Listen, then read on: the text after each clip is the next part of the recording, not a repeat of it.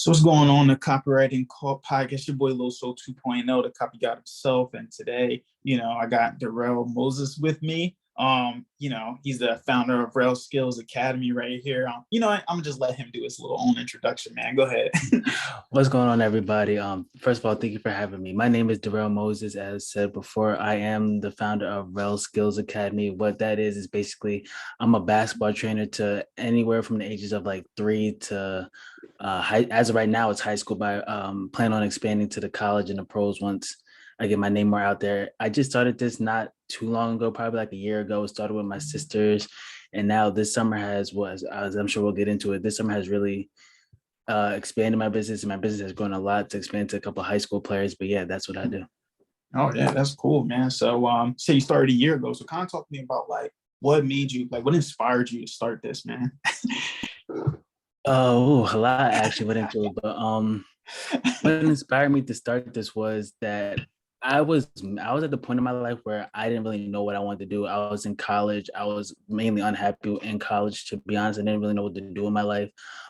Before I started this, I was thinking about starting a sports journalism company, whatever, called the Darrell Sports, where I talk about basketball. And I realized that the one thing I love more than talking about basketball is being on the court. And I also love teaching the game of basketball. So I knew that I'm 21 years old now. So I knew that my playing career was kind of up for was kind of over for us. I had to figure out how I could get back on the court, because I miss being on the court, lacing up my sneakers, playing against people, or just teaching people how to play. And for the longest, my dad even told me that during my playing career, I was one of them. I was like a floor general. So for people who don't know what that's called, is like you basically run the team on the offense and defensive end. And from time to time, I would get caught up more in coaching than actually playing. So it kind of all just came to me like out of an instant, to be honest. I miss playing on the court. I miss teaching people how to play, and I really love what I do. Nah, man, that's good. Now playing with you, I know, man, you really are a floor general, man, Yes, sir. defensively and offensively. That's definitely true.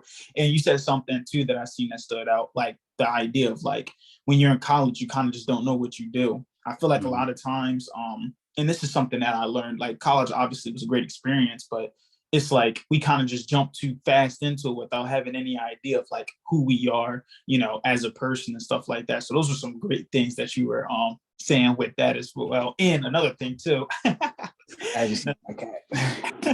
Yeah, it's cool, man. I got two rabbits. They just out there. But another thing that I seen that you said as well was like that idea that you just came like, oh, you know what, my career is like, or how can I still do that? You know what I mean? So we're going through all that stuff. I know it had to put some type of mental strain on you. So what are some things that you do for like your mental health and stuff? Oh, that's great. That's a great question. What I do for my mental health is personally just try to take a break from mainly my phone, because this is like Yo. I'm always on my phone, whether it be Instagram, social, like any type of social media. I'm always on my phone texting. So I try to take a break from my phone. And what I do is, I know I'm blessed that I'm able to do this, is I usually just go outside on my front porch and just sit down and breathe, like just get away from everything, enjoy the nature, because people get so caught up in these devices and what their world and their own problems and their own life, that they just stop admiring how beautiful this world is. I'm not really like a nature lover, but I do admire the world from time to time. So that really helps me settle down and gain and recenter myself. Also, one more thing is I'll take really long showers, to be honest. I'll take really, I'll blast music, whether it be gospel music or like uh, inspirational music, and I'll just be in the bathroom. I won't be in the shower, just be in the bathroom, and then I'll get in the shower and just really try to release all that stuff. So that's what I really do to keep my mental health intact. Nah, that's crazy, man. Because I was thinking, like, with all that stuff, piling up on you, I know how stressful it can get. And I feel like one of the things, especially like in our community, is like we take mental health as a joke, man. Like, Twitter and stuff like that. You see people laughing and people talking about they want to kill themselves. And I'm like, whoa, what's going on here? Like, Yes, you know what I mean? But yes. people see it as it's not that serious, but it's like it really is that serious though. Nah, that's all Can I add good. one more thing? Can I add one more thing? Yeah, go I ahead, man. also I also started going to therapy this summer. This summer has been It's been a pretty stressful, and I'm grateful for it all. But it's been a pretty up and down summer, just in my personal life in general. But I started going to therapy. Therapy works, whether it's you're Mm, getting advice or you just need somebody to go talk to. I've been going to therapy since like the start of August. I go like every week. I actually have an appointment on Thursdays, which I'm excited for to go talk to my therapist. But therapy works. Don't neglect. Don't bro. underestimate the power of therapy. Yo, that's true facts actually. And a lot of people, and it's kind of like what I was saying, like from a spiritual aspect, like people look to go to God when everything is going down, like, oh, this is the worst thing. But therapy, it works the same way. Like you can do it when you're feeling good too. It's like a booster. Actually, me and my wife, before we got married, we did, premarital, counseling and stuff like that. Even though we had a strong foundation, it was good that like you said, talk to somebody and here's somebody, the vent and all that stuff, that everything that was going on. What are some of the lessons, or like a big lesson that you learned from going to therapy? Mainly just learn how to focus on what I can control, to be honest. My dad has always preached it to me ever since I was a young kid, but I never really understood it until this summer. And I'm the type of person that wants to control like everything that goes on in my life. But there's just some things that you cannot control, and you have to be Mhm. learn to be okay with that. So like I've learned, like you said, prayer works just as well as going to therapy. I pray as well. I am a praying man. I'm just learning to really be still and learn to control what I can control. And Mhm. yeah. Okay, yeah, seeing what you can control, you can control. Yeah, I think that's similar to what you saying, man. Listen, I feel like I control anything. To be honest with you, Yes, yes. I'm heavy on speaking stuff into existence. A lot of that mindset stuff. Oh, that's what I want to talk about too. That little book club thing you got going on, man. Listen. These four right here. Oh yeah, what are the books you got coming up? The first one I'm reading now, which I'm starting for September, is called Think and Grow Rich. Oh, This is read from, that already 5 times. as you can see, I'm already almost halfway done. So September is gonna be nothing. Next one is a mindset book called the new psychology of success. Mhm. I might be getting a job as a coach, as a middle school coach. So I'm really trying to lock in on the Congratulations, bro. mindset. Congratulations. I appreciate it. So I'm really trying to lock in on the mindset. This is gonna be October. This book I had almost all year, and I can't wait. It's called The 4 Hour Work Week. And then Mhm. lastly, for December to close it off, it's Atomic Habits. So yeah, Those are those are the good four ones, books. man. There's definitely some good picks, man. Definitely. Think and Grow Rich definitely was it's actually fun fact. Napoleon Hill actually died broke. That's crazy. I did not know that, to be honest. Yeah, I've been mindset. I've been in that for like a while, bro. Probably like since I was 18. Rich Dad Poor Dad was like my first one. Nah, reading definitely. How's reading, been helping you as far as like your journey? Reading has been helping me because we live in a time where attention spans are decreasing and Yo. decreasing every day. Like people can't sit still for like 10 seconds. They can't listen to you for 5 seconds. And it's like reading really helps you lock in. So like every day, what I try to do now is I turn my phone on focus mode and I read for an hour, at least an hour. Mhm. So every Mhm. morning I wake up, I read for 1 hour just to mainly help tighten my focus, because I've been the type to really, I notice my attention span decrease and decrease. I'm usually the type of person that listens and pay attention all the time. So that's one way reading really helped me. And I would say there's a lot of knowledge in reading. There's a difference between seeing the words on paper and hearing the words. Because when you Mhm. listen, like I'm not gonna knock audiobooks, like you learn how you want to learn. Mhm. But when you listen to audiobooks and stuff, the words are going 9 times out of 10 might go in one ear and out Facts. the other side, because you're thinking of other things going on in your life. But when you actually seeing the words on paper, yeah, your mind can wander a little bit, but it's easier for you to refocus. So that's why I really love reading. That's how it's helped me. Yeah, no, definitely, man. I like the idea that you said reading 1 hour a day. I used to be a big reader like that, read 1, 2 hours Mhm. a day. I started switching it into like 10 minutes, but like as soon as I read the stuff, I immediately implement it instead. Yeah, because the thing I got caught into was just like reading and getting so much knowledge to the point where it was just like I wasn't doing anything with the knowledge process by analysis. So that's why I started implementing. But no, I definitely agree reading and stuff. I got my own little library right here. I actually got I think 100 books. Oh They're all yeah. I ain't about to pull them all out though, but no, those are definitely some good ones that you got there. So let's go back to this Rail Skills Academy, man. What is one of the best things about training these 3 year olds, the high school players? Like what's that? What keeps you going, man? It's those aha moments that the players have, to be honest. Like I said, I love helping people. Like I have one of the kindest hearts, but those aha moments that players have where they were struggling with a move and they finally get it. Now they feel like they can do anything in the world. Or when they see their work translate into the game. Like one of my players that I just acquired this summer named Jalen Horsey. He was a pretty good, he was a great, I'm not going to downplay. He was a good player coming in the freshman year. But this year we're really trying to take it up another notch. And last time I checked, the last game I've been to, he had 37 points the other day. And it's really like seeing those players achieve those goals that they want to achieve. Now, granted, he's not where he wants to be yet, and that's what we're working on. But those are the little things that really try and get me up. That get me up every day to put in the work. Because honestly, you're not going to feel like I don't feel like working everybody out every single day. I'm gonna be honest with you, but it's seeing those things, like seeing those players finally get that move, seeing like I'm really developing my sisters. Those are my first two clients, but seeing my sisters get better over time and seeing that work, those results finally coming from those hard work, that's what really inspires me to keep going. No, that's good. I mean, as a basketball, trainer and stuff, what would you say is like, one of the most important skills to have on the court? I would say IQ, to be honest. I would say IQ. If you have basketball IQ, which is probably one of the most underrated skills that trainers don't even teach or players don't even know about. But if you have basketball IQ, it's so hard to replace you. Some people may say shooting. Of course, shooters, if you can shoot, you're going to make a team. But if you have IQ, look at Udonis Haslem.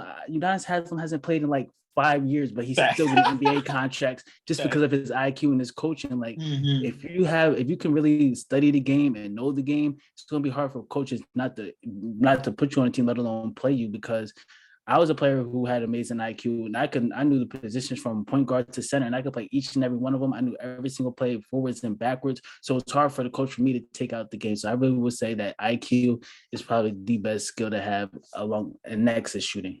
Yeah, no, definitely. I definitely agree. Look at Draymond Green. You know what I mean? I always say he's the key to the Warriors' success. Without Draymond Green, they probably don't win a lot of those rings, man. So no, that's definitely true right there. So with your brand growing and all the stuff like that, now this is nice. I'm actually looking at your page right now. I appreciate it. And then started at Kirkwood. Why? Oh, what school are you gonna be coaching for? Oh, at Conrad. So I was originally supposed to be at AI, but I haven't heard nothing back. But it's okay. I mean, there's no hard feelings. But I might be getting a middle school girls coaching job over at Conrad this fall, this season. So I'm praying and I'm hoping that I get it. Yeah, no, man. Listen, if you do, that's great. You don't, we just know that it means a bigger opportunity is going to find its way to you. Definitely, man. And like you said, the first people didn't answer.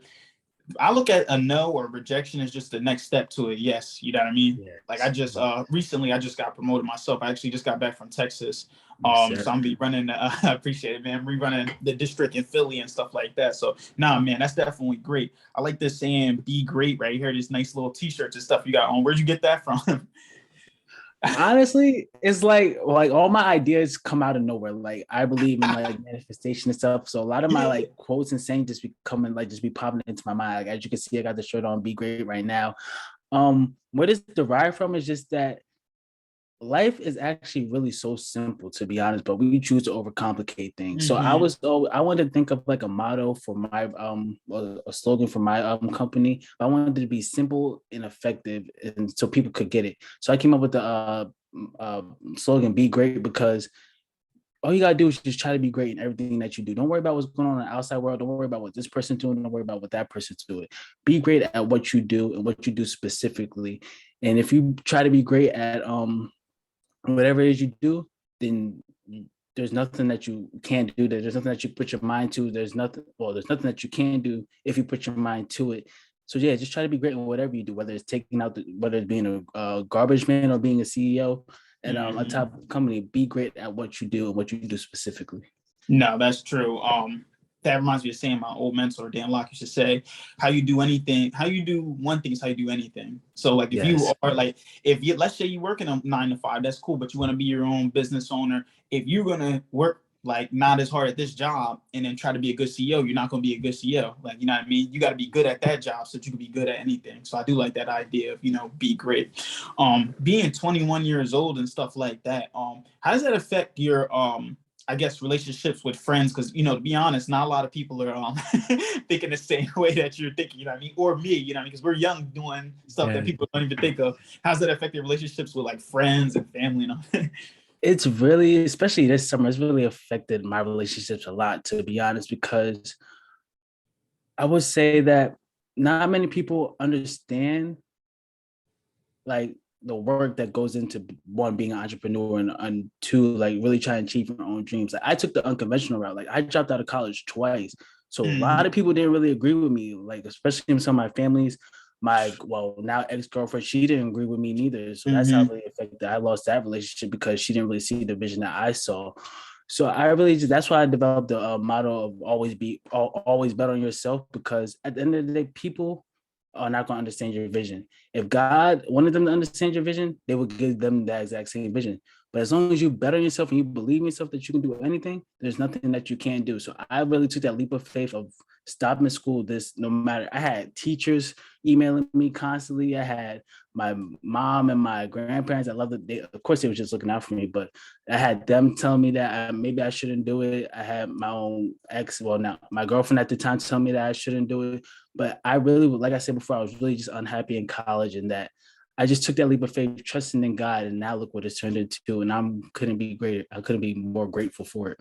No, for real, man. Definitely. That's called the burning a bridge approach. You know what I mean? Yes. That's when you just kind of just like take it, you put yourself against the wall, and it's like it forces you to Yeah. have to do that. You know what I mean? You have to believe in yourself now, because there ain't no other person There that ain't no knows. other thing, and that's another thing. I was a person that always was a thinker more than a doer. Yeah. So I am really learning how to do more and not think less, but put my thoughts into actions more often.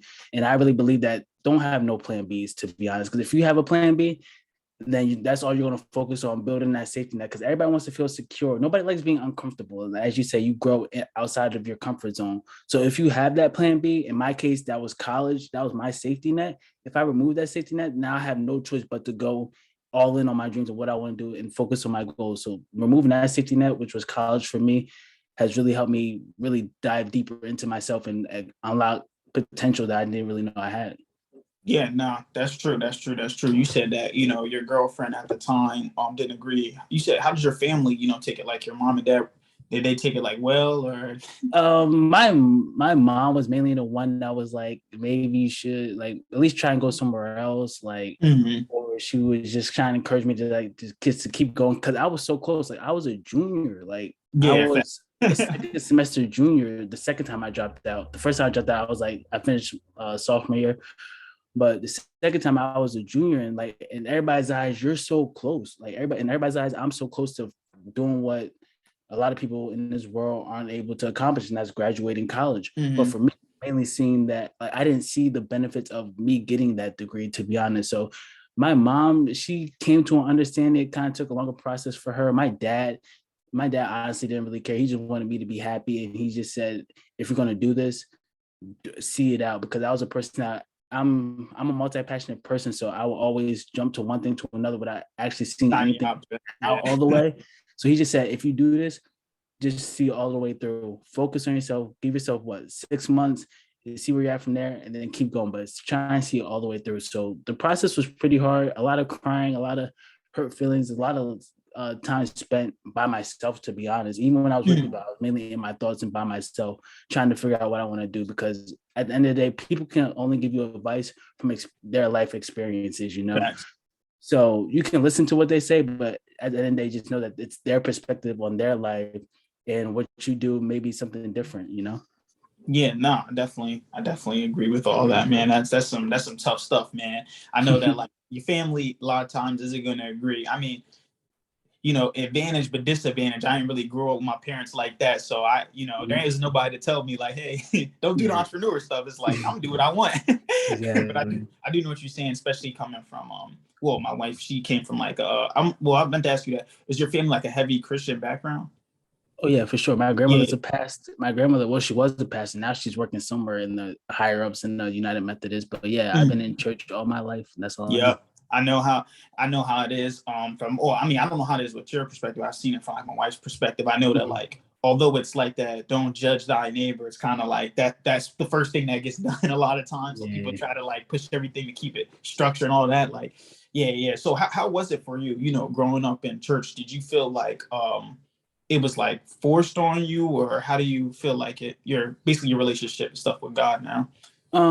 I feel like growing up, I mean, it kind of was forced on me, but it wasn't like it's not like I was rejecting towards it. I just knew Hmm. that I was in church almost every Sunday. I went to Sunday school. I was Hmm. singing in the choirs. I was doing like all these activities within the church because at the time when I was growing up, my grandmother was like she was the head of like the Sunday school out of her church, so we was Hmm. always there. So yeah, I could say it was forced upon me, but it wasn't like to the point where like I was rejecting it, you know. But now I've come to the place at the age I am now of really just knowing God for yourself and knowing that just because they praise God, people in the church may praise God one way, it may not be the relationship that you need to have with God. So I go to church from time to time nowadays, and that's because I really, how should I say this? It's not the fact that I don't like going to church or I don't want to go praise God. It's just the fact that I'm really getting to know God for myself and understanding the Hmm. relationship that I have between me and Him instead of all these outside influences tell me this is how I should praise God. I should do this, study my Bible every day. Like there's no structure to how your relationship with God should be, and that's what I'm really come to an understanding of. Yeah, no, I always say that you should, and people take this as a negative connotation, but you should have some level of skepticism. You know what I mean? Like, all right, I'm not just going to listen to exactly how they tell me to do this thing. Mm-hmm. I'm going to go and learn for myself to gain that type of wisdom. And it seems like you've done that whether it's come to, like sports, it comes to, your relationship with God, your journey as far as like being an entrepreneur and stuff like that. So that's definitely a strong trait. Now, as far as like, relationship wise, right? Did you feel like, I mean, obviously you kind of talked about it a little bit, but did you feel like, you being an entrepreneur took like a big strain on your past relationship, or With God? no, not with God, with Oh. women? Um, it kind of has, because like I said, like I just got out of like a 2-year relationship this summer, to be honest, and it wasn't really to no fault of my own. I'm not gonna throw this person under the bus because I still love her. Of course, I'm not that type of person, of course. but it's definitely taking a strain on our relationship because, like I said before, she had a hard understanding of what I saw in my mind, the vision that I had for myself. All she saw was, from my perspective, I'm not going to speak for her, but from my perspective, all she saw was that I dropped out of school again with no real backup plan. When in Mm-hmm. reality, I did have a backup plan. That was me diving fully into this training business, and now it's producing blessings that I couldn't even imagine. I'm so grateful for it. But yeah, it Mm-hmm. definitely took a strain on that relationship. Of course, it did end, but yeah, I'm grateful for it all. Yeah, because everything happens for a reason, most definitely, man. And I feel like every relationship goes through that as well. You know what I mean? With me, even with me and my wife, right? Well, she became an entrepreneur. She actually quit her job, did entrepreneur full time. I'm like, hey, do your thing, man. You know what I mean? And it's good having a supportive circle around you. Some people are just not gonna, go into the flow with it. But I think it's great to surround yourself with people that think like you, or you know what I mean. So speaking of that, are you in any like entrepreneur groups, or do you know anybody else that's entrepreneur? Like who else is like thinking like you and pushing you? Crazy Or you thing is, like, I know I mentioned before, I know I mentioned this before about how my mom really wasn't like on board with me dropping out of school. But crazy thing is, she's mainly an entrepreneur herself. She calls herself a momtrepreneur because oh, she like, I'm mompreneur and stuff like yeah. yeah, like she calls herself a momtrepreneur or entrepreneur for working moms. She has like what, like I think like 25K followers on TikTok now, just like give a motivation and inspiration to the working moms, telling them that they can follow their passions and what they want to do outside of being a working mom. So I would say that right now, she is the closest person that I had to an entrepreneur, in terms of being an entrepreneurial group. But other than that, I'm not really, like I'm not really a social person, so I don't really have that entrepreneur outside friends who are entrepreneurs. I'm looking for, don't get me wrong, I want to get outside my comfort zone. But Mhm. as of right now, I would say like the only entrepreneur influence that I have is my mom. Yeah, no, that's good though. At least they even have her though, because like I would say 90% of entrepreneur success comes from hanging out around like people. They say you're the sum of the 5 people you hang out the most with. Yeah, yeah, So exactly. yeah, no, it is good that I think to do that. With finishing up, this interview and stuff like that, man, is there any other, words of advice or anything that you wanted to leave for, anybody watching this video? Yeah, I would say I would go back to the point that I made earlier. Always bet on yourself. At the end of the day, no matter what happens, always bet on yourself. Whether you're pursuing a dream, pursuing a relationship, pursuing a friendship, internship, always bet on yourself and believe that you can do anything that you put your mind to. Like I said, I'm a 2-time college dropout. Most people will see that as a warning sign, like, oh, he's not. No, it's not any. It's not no a negative connotation to it. I'm a 2-time college dropout, and I really am betting on myself at this point. And also, like I said before, remove that safety net. Go all in on your plan A. Don't chase no plan Bs, because if you have a plan B, you're going to focus on that plan B more than that plan A. Trust and believe. I know I've done it. I've been in those shoes before. So I would just say always bet on yourself and go all in on plan A. Okay, all right, cool. So if someone is 3 years old or in high school and they're looking to get some basketball work, where can they reach out to you? They can follow me on my Instagram. I'm mainly on Instagram right now. You can follow me at Rell Skill Academy. So it's RELLSSKILL, then Academy. There's no S between the skills. There's no S at the end of skills, because I usually get confused at that. Sometimes I'll be putting in there Rell Skills Academy, but it's a tongue twister. I want to change it up eventually, but we'll see. But it's Rell's Skill Academy. You can follow me on Instagram. I'm on Twitter. At this, I think at RSA Academy, I believe. But like I said, I'm trying to get into YouTube and other stuff. So if you want to get a workout in with me, just hit me up on there and I got you. All right, man. I'm gonna put that in the comment section so they don't get confused. Yeah, it's pretty though. It helped a lot though. It definitely helped out a lot though, man. We appreciate you having on that, man. Y'all just keep killing the day, and remember, man. Y'all pray for marking like this. Copy God out.